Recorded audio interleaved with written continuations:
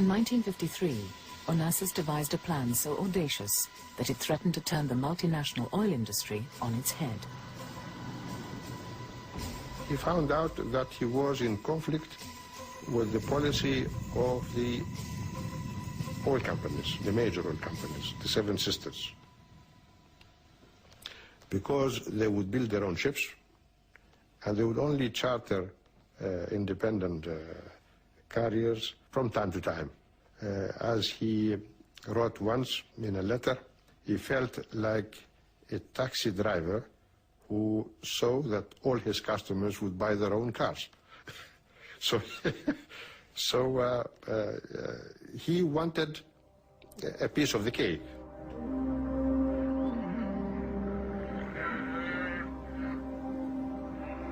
Ever since the Americans struck oil in Saudi Arabia, Aramco, the great consortium of American petroleum companies, controlled everything from drilling to refining.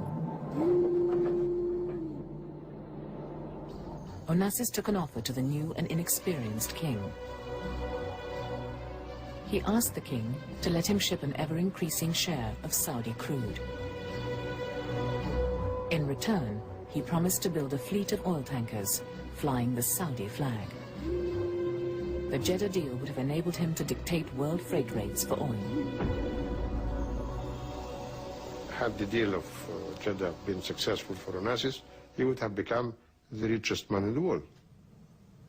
Because there was no limit for his profits, because he would get more and more percentages from the Saudi Arabian government. It was actually a threat to the other governments and a threat to the other ship owners. There was a secret meeting in London after the news leaked out. Onassis's great rival, Stavros Niarchos, had hired someone to scuttle the Jeddah deal. The man he met at Claridge's hotel was a high-level fixer and troubleshooter. This is the first time that Robert Aimé Mayhew has told his full story on television. They detested each other. There's no doubt that the personal element was what enhanced the enthusiasm to kill, but it was survival. No, he truly felt threatened from a business point of view. The first thing you know, if you allow this to continue, there is no market for any competitor. As a former FBI agent, Mayhew was able to place a bug on Onassis because he convinced the intelligence community that the Jeddah deal was a threat to U.S. national security. It just happened that a week before I was hired by Niarchos, CIA had placed me on a monthly retainer to handle sensitive assignments for them.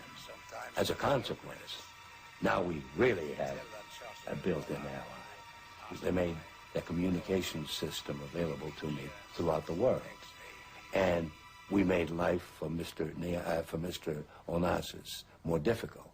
To put it mildly. To put it mildly.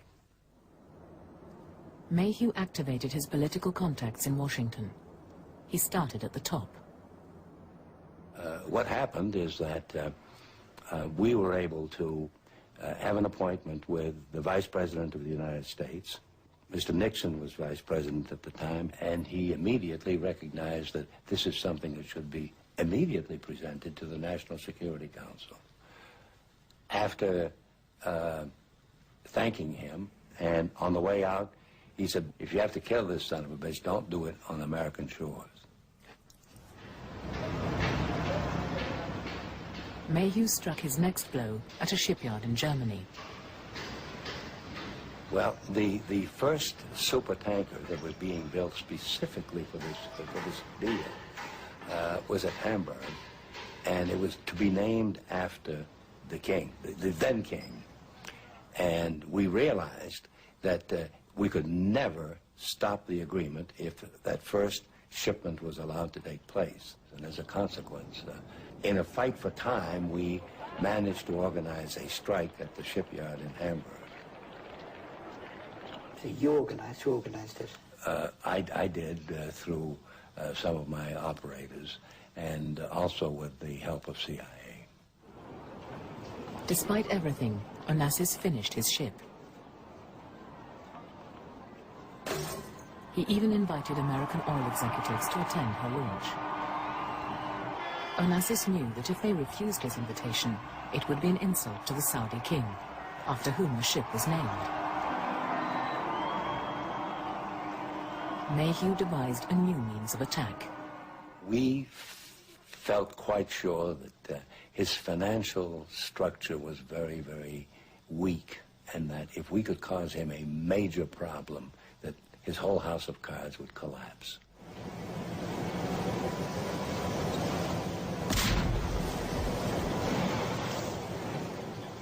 We knew that his fleet had the experience of fishing in illegal waters off Peru. As a consequence, we made arrangements with the Peruvian government to seize his fleet. They sent out ships, they sent out an aircraft which actually bombed around the factory ship. They certainly strafed it with machine gun fire, and they forced the boat back into harbour with the catchers. And the Peruvians were very nasty about it. They said, you're going to pay a huge fine, we want $3 million to let you go again. And the night that happened, we had a big banquet thinking that we now had killed the monster. Much to our amazement, we soon learned that he had this whole thing booked with Lloyd's of London, if you please, including his potential profit. He got $15 million in insurance money and $30,000 a day for all the time that he was out of the whaling operation. I mean, he just made an enormous amount of money out of it. So he was just laughing all the way to the bank. He came out richer than before without having to work as hard.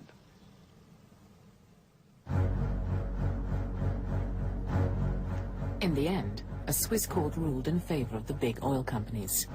Onassis had to back off the Jeddah deal.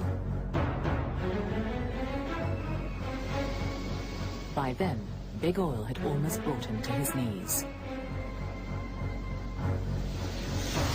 The American oil companies they're no angels.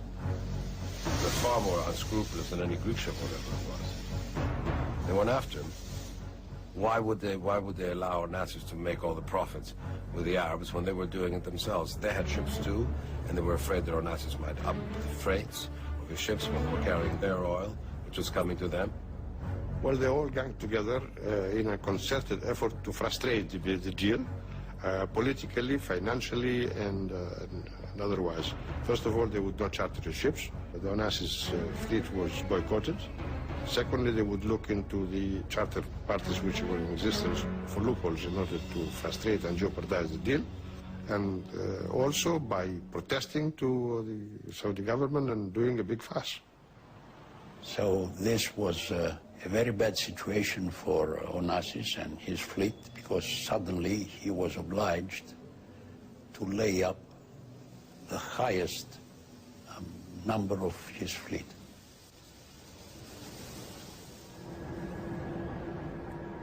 As his rivals snapped up the charter contracts he had lost, Onassis began talking to his bankers. Then help came from an unexpected quarter. Riding a new crest of popularity is President Gamal Abdel Nasser, Egypt's clever, ambitious strongman. In Suez, he has created a crisis and an emotional weapon to stir the passions of 23 million Egyptians. Gamal Abdel Nasser had nationalized the Suez Canal, the vital waterway for the world's oil tankers.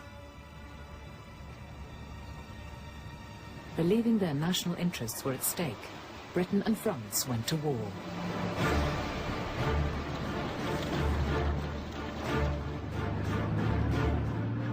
Cairo fell swiftly. Egypt's army was defeated, but the West paid a price. Sunken ships blocked the canal, so Middle Eastern oil had to travel round the Cape, twice as far. Twice as many oil tankers were now needed. Only one man had a fleet of ships with not enough to do, and he was Aristotle Onassis.